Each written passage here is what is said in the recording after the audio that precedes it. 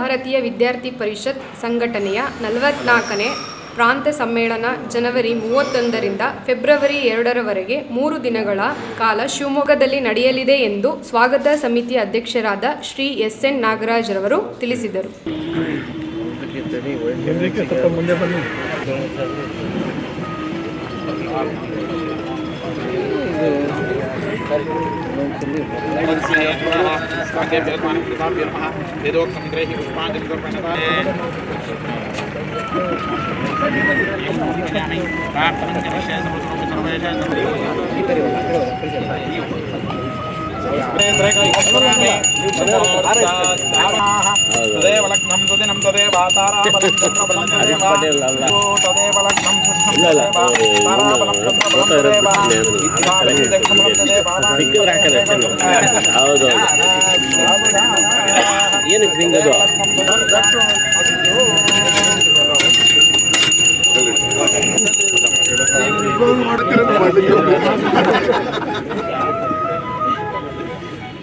ನಿಮಗೆಲ್ಲ ತಿಳಿದಿರುವ ಹಾಗೆ ಬಹಳ ಪ್ರಚಲಿತವಾಗಿರುವ ಒಂದು ನಾಣ್ಣುಡಿ ಇದೆ, ಇಂದಿನ ವಿದ್ಯಾರ್ಥಿ ನಾಳೆಯ ಪ್ರಜೆ ಅಂತ.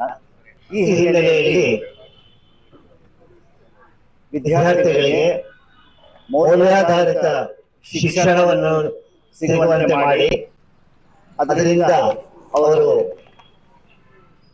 ಒಂದು ಯುವ ಶಕ್ತಿಯಾಗಿ ರೂಪುಗೊಂಡು ನಮ್ಮ ವಿವೇಕಾನಂದರವರು ಸ್ವಾಮಿ ವಿವೇಕಾನಂದರವರು ಏನು ಹೇಳಿದ್ರು, ಯುವ ಶಕ್ತಿ ಅಂತ, ಯುವ ಶಕ್ತಿ ರಾಷ್ಟ್ರ ಶಕ್ತಿ ಅಂತ ಏನು ಹೇಳಿದ್ರು, ಹಾಗೆ ಅವರೊಂದು ರೂಪುಗೊಂಡು ಅವರು ಪ್ರಜ್ಞಾವಂತ ಪ್ರಜೆಗಳಾಗಿ ನಾಗರಿಕರಾಗಿ ಬೆಳೆದು ರಾಷ್ಟ್ರ ನಿರ್ಮಾಣದಲ್ಲಿ ತಮ್ಮನ್ನು ತಾವು ತೊಡಗಿಸಿಕೊಳ್ಳುವಂತಹ ಒಂದು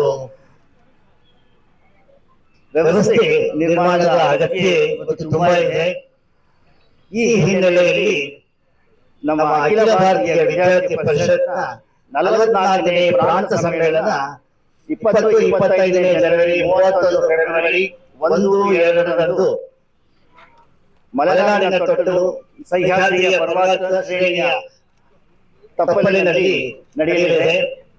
ಇದರಲ್ಲಿ ಈ ವಿಷಯದ ಬಗ್ಗೆ ಅನೇಕ ವಿಚಾರ ಮಂಡನೆಗಳನ್ನು ನಡೆಸಲಿದ್ದೇವೆ. ಅದರಲ್ಲಿ ಅನೇಕ ಗಣ್ಯರು ಭಾಗವಹಿಸ್ತಾ ಇದ್ದಾರೆ.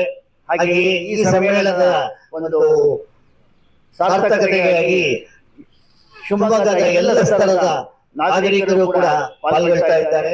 ಅಡ್ವೊಕೇಟ್ಸ್ ಇರ್ಬೋದು, ಡಾಕ್ಟರ್ಸ್ ಇರ್ಬೋದು, ಕೈಗಾರಿಕೋದ್ಯಮಿಗಳಿರ್ಬೋದು, ಶಿಕ್ಷಣ ತಜ್ಞರಿರ್ಬೋದು, ಹೀಗೆ ಎಲ್ಲ ಇದರಿಂದ ಸ್ಥಳಗಳಿಂದ ನಮಗೆ ಎಲ್ಲರೂ ಪಾಲ್ಗೊಳ್ತಾ ಇದ್ದಾರೆ. ಇದರಿಂದ ಈ ಸಮ್ಮೇಳನದಲ್ಲಿ 1200ರಿಂದ 1300 ಜನ ವಿದ್ಯಾರ್ಥಿಗಳು ಮತ್ತು ಅಧ್ಯಾಪಕರುಗಳು ಭಾಗವಹಿಸ್ತಾ ಇದ್ದಾರೆ. ಇದಕ್ಕೆ ಎಲ್ಲ ವ್ಯವಸ್ಥೆಯನ್ನು ಮಾಡಲಾಗಿದೆ, ಊಟ ವ್ಯವಸ್ಥೆ ಮತ್ತು ಇಲ್ಲಿ ಕಾರ್ಯಕ್ರಮದ ಒಂದು ವ್ಯವಸ್ಥೆ ಎಲ್ಲವೂ ತುಂಬಾ ಅಚ್ಚುಕಟ್ಟಾಗಿ ನಡೆದಿದೆ. ಈ ಕಾರ್ಯಕ್ರಮ ಖಂಡಿತವಾಗಿಯೂ ಯಶಸ್ವಿ ಆಗತ್ತೆ. ನಿಮ್ಮ ಮಾಧ್ಯಮ ಮಿತ್ರರಲ್ಲಿ ಒಂದೇ ಒಂದು ಪ್ರಾರ್ಥನೆ, ಇಲ್ಲಿ ಆಗುವ ವಿಚಾರ ಮಂಥನಗಳಿಂದ ಹೊರಹೊಮ್ಮುವ ಒಂದು ಸದಾಭಿಪ್ರಾಯವನ್ನ ನೀವು ಎಲ್ಲರಿಗೂ ತಲುಪಿಸುವಂತೆ ಮಾಡಿ ಇದರ ಉದ್ದೇಶ ಸಾರ್ಥಕವಾಗುವಂತೆ ಮಾಡಬೇಕು ಅಂತ ಹೇಳಿ ನಿಮ್ಮಲ್ಲಿ ಕಳಕಳಿಯಿಂದ ಪ್ರಾರ್ಥಿಸುತ್ತೇನೆ. ಶನಿವಾರ ಹಾಗೂ ಭಾನುವಾರ ಎಬಿವಿಪಿಯ 44ನೇ ಪ್ರಾಂತ ಸಮ್ಮೇಳನ ಆಯೋಜಿಸಲಾಗಿದೆ. ಇದರಲ್ಲಿ ಈಗೆಲ್ಲ ತಿಳಿಸಿದ ಹಾಗೆ ಡೀಟೇಲ್ಸ್ ಮುಖ್ಯವಾಗಿ ಎಲ್ಲರನ್ನು ಆಲ್ರೆಡಿ ಹೇಳಿದ್ದಾರೆ. ನನಗೆ ನಾವು ಮೊನ್ನೆ ಇದೇ ವಿಚಾರವಾಗಿ ಮಾತಾಡ್ತಾ ಇರಬೇಕಾದ್ರೆ ಮೈಸೂರಿನಲ್ಲಿ ಸಾಧಾರಣ 1989 ಒಂದು ನ್ಯಾಷನಲ್ ಲೆವೆಲ್ ಎಬಿವಿಪಿ ಸಮಾವೇಶ ನಡೆಸ್ತಾ ಇರ್ತಾರೆ. ಅದರಲ್ಲಿ ನಮ್ಮಲ್ಲಿ ಒಬ್ಬರು ವೈದ್ಯರಿದ್ದಾರೆ, ಆಗ ಅವರು MBBS ಓದ್ತಾ ಇರ್ತಾರೆ ಮೈಸೂರಲ್ಲಿ. ಆಗ ಅವರು ಹೇಳಿದ್ರು, ಅವತ್ತಿನ ದಿನಗಳಲ್ಲಿ ನಮ್ಮ ಅನಂತ್ ಕುಮಾರ್ ಜಿ ಅವರು ಅದನ್ನ ಆಯೋಜಿಸಿದ್ರು. ಅವತ್ತಿನ ದಿನದಲ್ಲಿ ಅಂದ್ರೆ ಸಾಧಾರಣ 1989-90ರಲ್ಲಿ ಸಮ್ಮೇಳನವನ್ನ ಬಹಳ ಸಣ್ಣ ಪ್ರಮಾಣದಲ್ಲಿ ಆಯೋಜಿಸಲಾಗಿತ್ತು. ಅವತ್ತಿನ ದಿನಕ್ಕೆ ಶಕ್ತಿ ಇದ್ದಿದ್ರೆ ಅಷ್ಟು.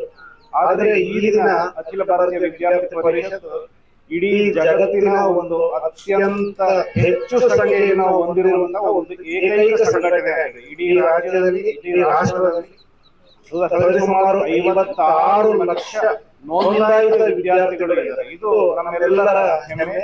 ಎಬಿವಿಪಿಯು ಜಗತ್ತಿನ ಅತ್ಯಂತ ದೊಡ್ಡ ವಿದ್ಯಾರ್ಥಿ ಸಂಘಟನೆಯಾಗಿ ಬೆಳೆದಿದೆ.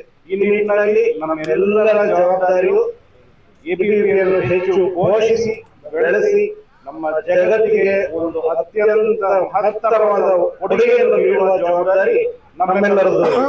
ಧನ್ಯವಾದಗಳು.